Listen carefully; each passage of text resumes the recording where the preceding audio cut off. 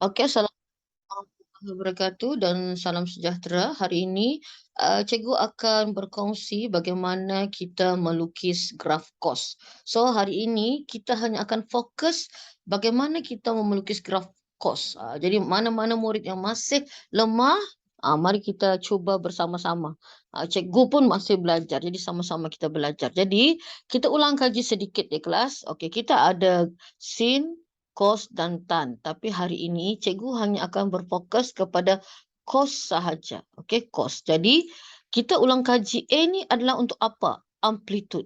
Okey, dan B ini adalah untuk pusingan. Okey. Jadi sekarang kita ulang kaji sedikit ya. Okey, bagaimana rupa sin? Sin rupanya ombaknya kejap di atas, kejap di bawah. Itu kalau sin kan? Kalau kos ombaknya di bawah saja. Dia di bawah, lepas tu dia naik turun. Tapi ini dia bermula dengan di atas, baru turun di bawah. Tapi untuk kos dia bermula di bawah. Okey, dan kalau kita tengok bentuk graf tan, dia bentuknya infinity.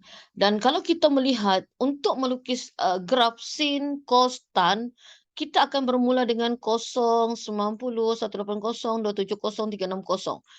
Maksudnya sifir 9 kan? Sifir, 9, 18, 27, 36, 36 kalau senang mengingat. Jadi maksudnya kalau kamu lupa-lupa tiba-tiba disuruh melukis graf masa SPM, lepas tu apa kita starting untuk melukis graf ni? Kita bermula dengan 0, 90, 180, 270 dan 360 untuk ketiga-tiga graf. Okey. Jadi sekarang mari kita tengok bagaimana kita okey. Bagaimana kita mau mengisi tabel ini? Jadi senang saja kelas. Kita ambil kalkulator, kita tekan kos kan? Okey, kos kosong. Kos kosong adalah 1. Begitu. Jadi kita tekan lagi kos 90. Okey, kos 90 berapa? Kos 90 adalah kosong. Sifar. So, kos 180. Kos 180 sama dengan negatif 1. Dan seterusnya. Kita tekan lagi kos 270. Kos 270 bersamaan dengan kosong lagi dan akhirnya kos 360. Tapi sebenarnya graf ni panjang lagi kan kelas. Tapi jaranglah panjang ditunjukkan kan. Satu nampak. Dia 101. Kita tengok. Kan? Kos 101. Maksudnya kita tidak perlu hafal. Kita hanya perlu tekan kalkulator saja. Okey. Sekarang kita dalami lagi bagaimana yang dikatakan amplitud. Okey. Amplitud ni contohnya. Yang di atas ni, okey, yang atasnya dia adalah Y sama dengan cos X. Sebenarnya. Jadi, cos X ni maksudnya A-nya adalah 1. Walaupun tidak ditulis sini. A-nya adalah 1. Jadi, amplitudnya adalah 1.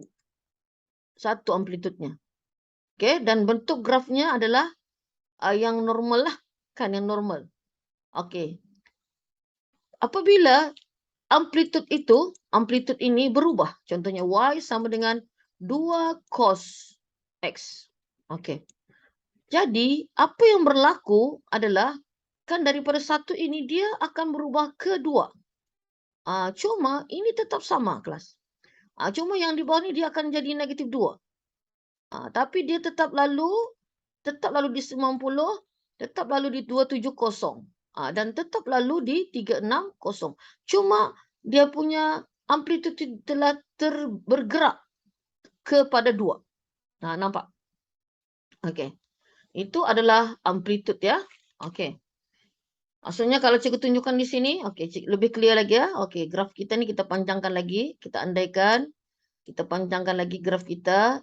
Ini 1 kan? Contohnya di sini 2. Okey. Di sini negatif 1, kita tambah sini lagi di bawah, negatif 2. Okey, jadi apa yang terjadi bila amplitud tu berubah menjadi 2, graf itu akan menjadi, tapi dia masih lalu di 90. Dia masih lalu 90. Okey, kemudian okey. Dia akan di bawah tu dia akan jadi negatif 2. Okey, kemudian okey. Begitu. Nampak?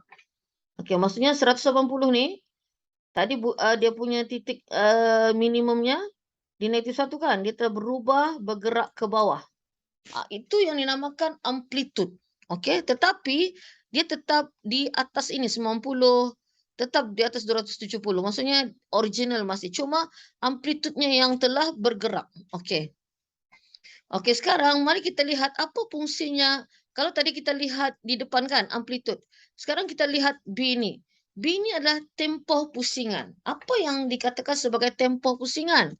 Okey, yang yang original, dia original begini kan? Okey, ini original. Nampak original lah. Dia 90, 180, 270. Itu original.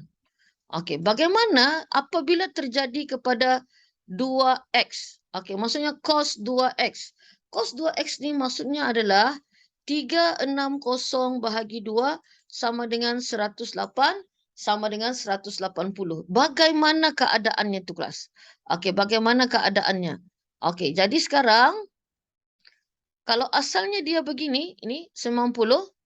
Okey, jadi sekarang apa yang berlaku kepada kita punya graf ini adalah dia akan menjadi, ah, ini dia akan menjadi begitu, kemudian ah, dia akan jadi begitu, nampak? Tapi macam mana kita mau buktikan dia jadi begitu kelas? Kan ini berlaku perubahan lah kan? Sebab mula-mula tadi kalau cos X pusingannya satu saja, dia akan lalu di 90, nampak? Dia akan lalu 90 iaitu, ah, 90 Y-nya sama dengan kosong. Kalau 180 Y-nya sama dengan negatif 1. Okey, mari kita tengok. Okey. Tadi kan kita sudah isi jadual ni tadi.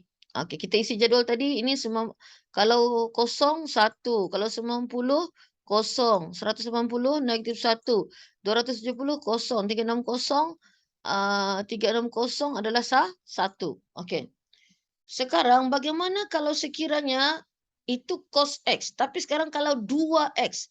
2X maksudnya adalah, okey, jadi apa yang kita akan buat adalah, eee,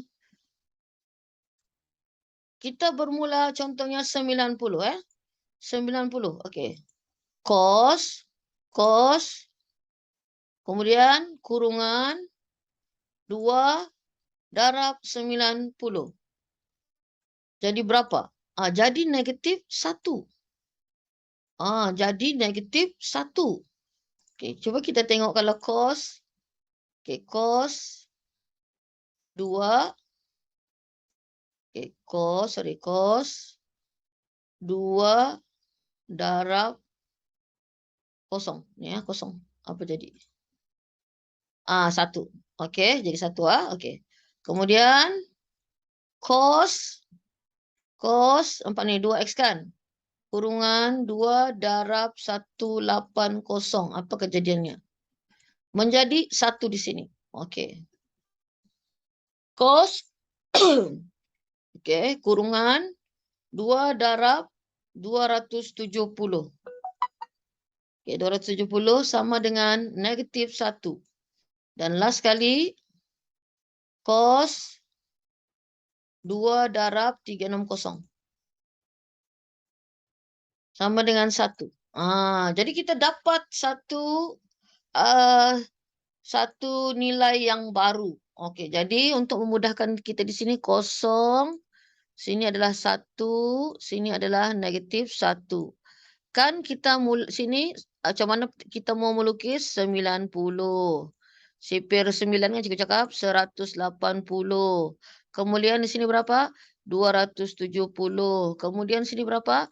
360. Jadi di sini adalah X dan di sini adalah Y. Jadi sekarang 01. Okey.